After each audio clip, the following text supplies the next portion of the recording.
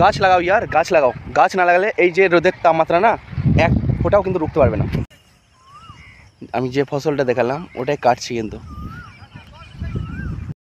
ফ্রিতে মাছ চাষ, ফ্রিতে কীভাবে মাছ চাষ করা হয় দেখতে পেলে?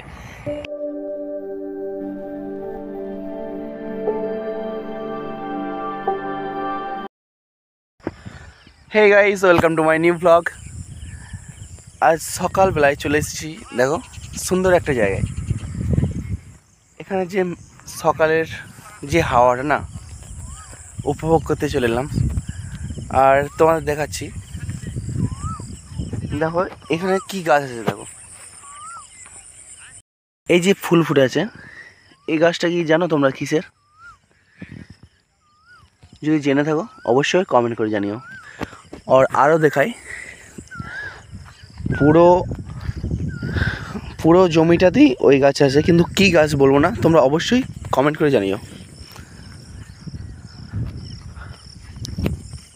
আর যারা যারা এই জায়গাটা চেনো, খুবই সুন্দর জায়গা। যারা যারা এই জায়গাটাকে চেনো অবশ্যই কমেন্টে তোমরা জানাও এই জায়গাটার নাম। আর কে কোথায় থেকে ভিডিওটা দেখছো কমেন্টে জানিও। সকালে উঠে যে সুন্দর হাওয়াটা দেয়, সেটা কি বলবো, মন প্রাণ সব কিছুকে একদম জুড়িয়ে দেয়।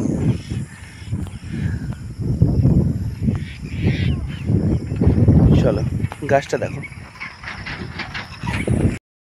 এবার তো বলতে পারবে অবশ্যই এটা কিসের গাছ।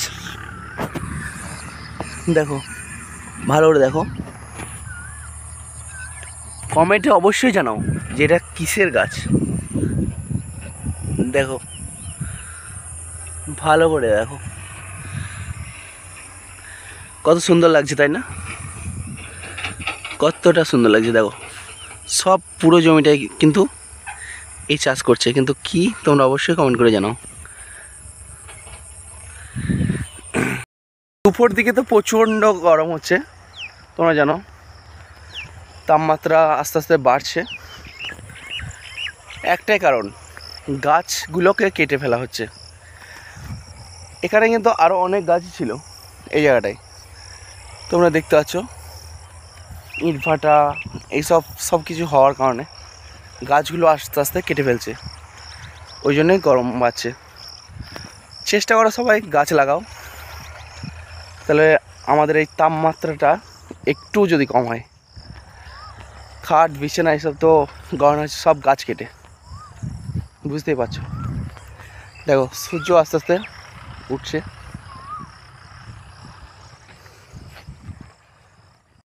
দেখো এই সাইডে আছে একটা ভাঁটা, এই সাইডে একটা ভাঁটা।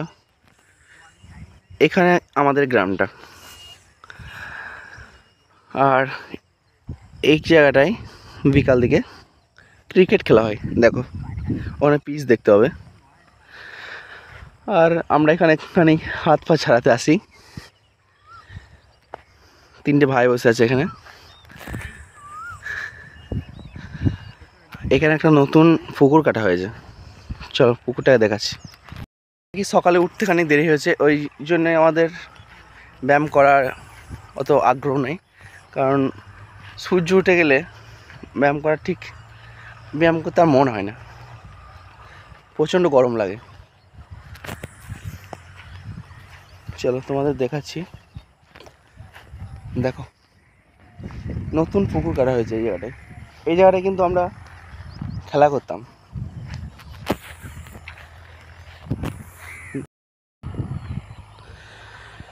দেখতে পাচ্ছ